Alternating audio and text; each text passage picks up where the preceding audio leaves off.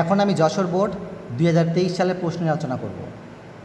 এখানে খেয়াল করুন, এখানে উদ্দীপকের দুইটি পাত্র দেওয়া আছে। প্রথম পাত্রে 25 ডিগ্রি সেলসিয়াস তাপমাত্রায় 2 ATM চাপে 1.2 লিটার মিথেন গ্যাস রয়েছে এবং দ্বিতীয় পাত্রে 25 ডিগ্রি সেলসিয়াস তাপমাত্রায় 1.5 ATM 2 litre carbon dioxide gas রয়েছে।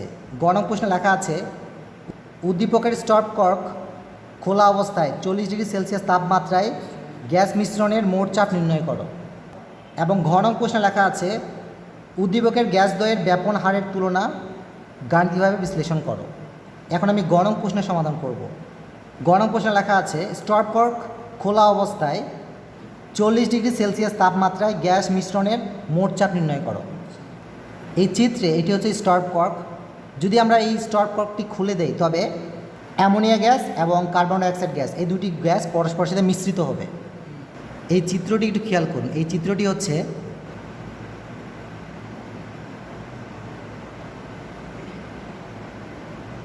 মিশ্রিত গ্যাসের চিত্র, অর্থাৎ এখানে স্টপ কর্কটি নেই। স্টপ কর্কটি খোলা অবস্থায় মিথেন গ্যাস এবং কার্বন ডাইঅক্সাইড গ্যাস এই দুটি গ্যাস পরস্পরের সাথে মিশ্রিত হয়। এবং মনে রাখবেন মিশ্রণের মোট আয়তন অর্থাৎ ভি হবে এ পাত্রের আয়তন এবং বি পাত্রের আয়তনের সমষ্টি। এখানে এই পাত্রের আয়তনের মান দেওয়া আছে 1.2 লিটার এবং বি পাত্রের আয়তনের মান দেওয়া আছে 2 লিটার। সুতরাং মিশ্রিত গ্যাসের মোট আয়তন হবে 3.2 লিটার। কিন্তু উদ্দীপকে প্রথম পাত্রের চাপের মান দেওয়া আছে 2 ATM এবং দ্বিতীয় পাত্রের চাপের মান দেওয়া আছে 1.5 ATM। যেমনিভাবে এখানে আমরা আয়তনের সমষ্টি নির্ণয় করেছি যোগের মাধ্যমে, কিন্তু এ গ্যাস এবং বি গ্যাস এই দুটি গ্যাসকে মিশ্রিত করলে মোট চাপ নর্মাল যোগের মাধ্যমে নির্ণয় করতে পারবো না। এটিকে আমরা সূত্রের সাহায্যে নির্ণয় করব। সূত্রটি হচ্ছে মোট চাপ অর্থাৎ পি সমান সমান P1 V1 যোগ P2 V2 divide by V. এখানে P1 হচ্ছে মিশ্রণের পূর্বে প্রথম গ্যাসের চাপ এবং V1 হচ্ছে মিশ্রণের পূর্বে প্রথম গ্যাসের আয়তন এবং P2 হচ্ছে মিশ্রণের পূর্বে দ্বিতীয় গ্যাসের চাপ এবং V2 হচ্ছে মিশ্রণের পূর্বে দ্বিতীয় গ্যাসের আয়তন।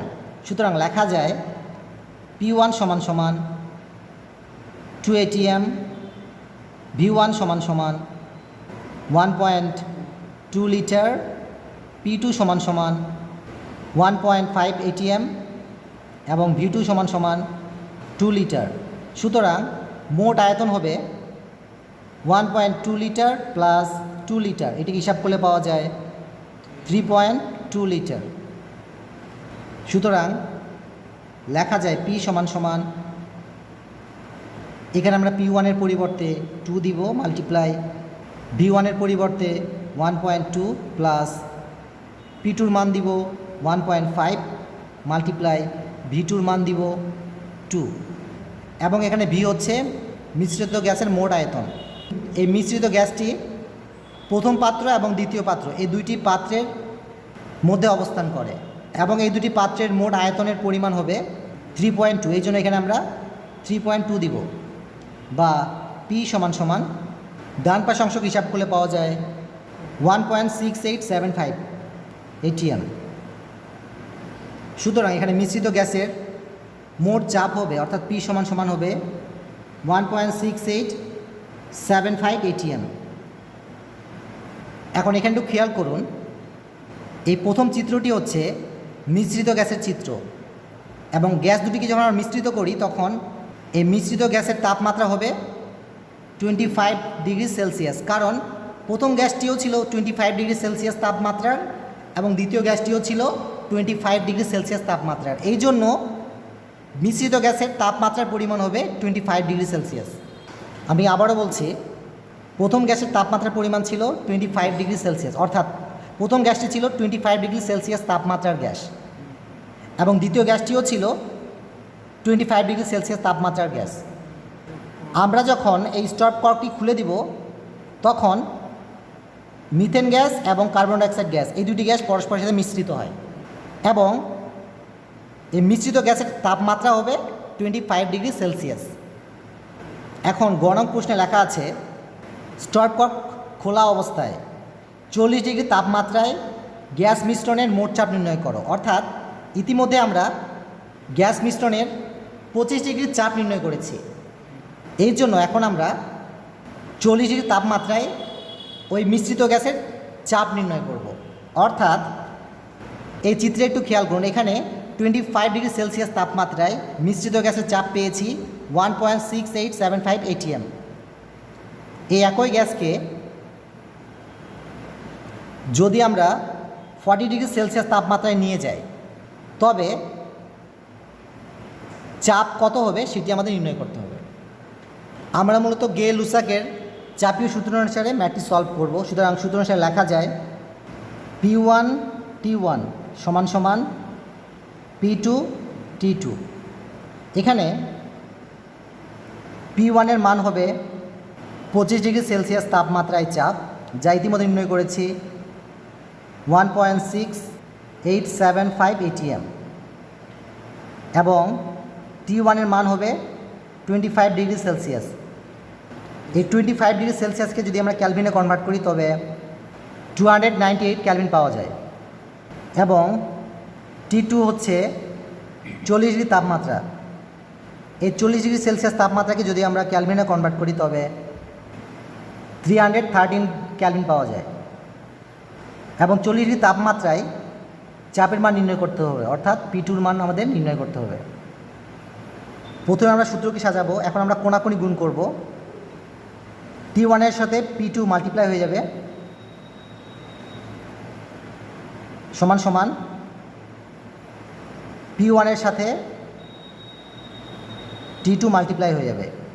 যেহেতু আমরা P2 মান বের করব, এই P2-র সাথে T1 মাল্টিপ্লাই অবস্থায় আছে, যা ডান পাশে কি ভাগ হয়ে যাবে। সুতরাং লেখা যায় P2 সমান সমান P1 multiply T2 divide by T1, বা P2 সমান সমান এখানে P1 এর মান দিব 1.6875 মাল্টিপ্লাই T2-র মান দিব 313 ডিভাইড বাই T1 এর মান দিব 298, বা P2 সমান সমান ডান পাশের অংশ হিসাব করলে পাওয়া যায় 1.77 এবং একক হবে atm। সুতরাং 25°C তাপমাত্রায় মিশ্রিত গ্যাসের চাপ ছিল 1.6875 atm, এবং পরবর্তীতে যদি আমরা মিশ্রিত গ্যাসের তাপমাত্রা 40°C তাপমাত্রায় উন্নীত করি তবে চাপের পরিমাণ হবে 1.77 atm। অতএব লেখা যায় স্টপকক খোলা অবস্থায় 40°C তাপমাত্রায় গ্যাস মিশ্রণের মোট চাপ সমান সমান 1.77 atm। এখন আমি ঘ নং প্রশ্নের সমাধান করব। ঘ নং প্রশ্নে লেখা আছে উদ্দীপকের গ্যাস দ্বয়ের ব্যাপনার তুলনা গাণিতিকভাবে বিশ্লেষণ করো। এখানে উদ্দীপকে দুইটি গ্যাস রয়েছে। প্রথম গ্যাসটি হচ্ছে মিথেন গ্যাস এবং দ্বিতীয় গ্যাসটি হচ্ছে কার্বন ডাইঅক্সাইড গ্যাস। আমরা মূলত গ্রামের ব্যাপন সূত্র অনুসারে মিথেন গ্যাস এবং কার্বন ডাইঅক্সাইড গ্যাস এই দুইটি গ্যাসের ব্যাপনের হার তুলনা করব। অতএব সূত্র অনুসারে লেখা যায় মিথেন গ্যাসের ব্যাপনের হার ডিভাইড বাই কার্বন ডাইঅক্সাইড গ্যাসের ব্যাপনের হার সমান সমান √, এবং এর ভিতরে হবে কার্বন ডাইঅক্সাইড গ্যাসের আণবিক ভর ডিভাইড বাই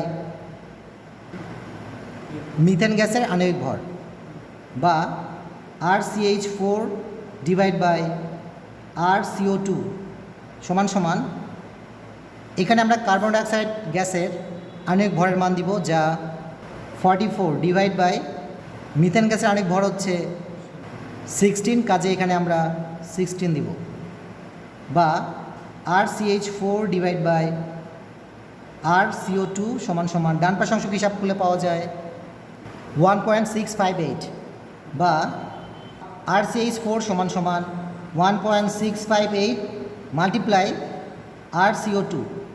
এখানে কার্বন ডাইঅক্সাইড ব্যাপন হারটি ভাগ অবস্থায় ছিল, এই জন্য ডান পাশে গিয়ে মাল্টিপ্লাই হয়েছে। এখানে একটু খেয়াল করুন,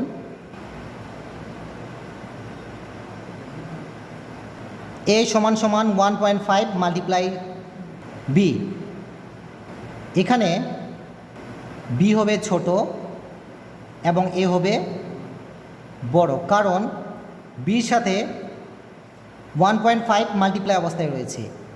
যদি বির সাথে একের বেশি সংখ্যা মাল্টিপ্লাই হয় তখন বি সংখ্যাটি হবে ছোট, এই সংখ্যাটি হবে বড়। অপরদিকে